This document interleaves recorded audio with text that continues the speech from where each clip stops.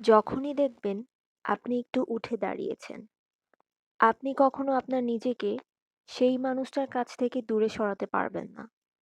যেই মানুষটা আপনার জীবনে আপনাকে পদে পদে অপমান করে চলেছে।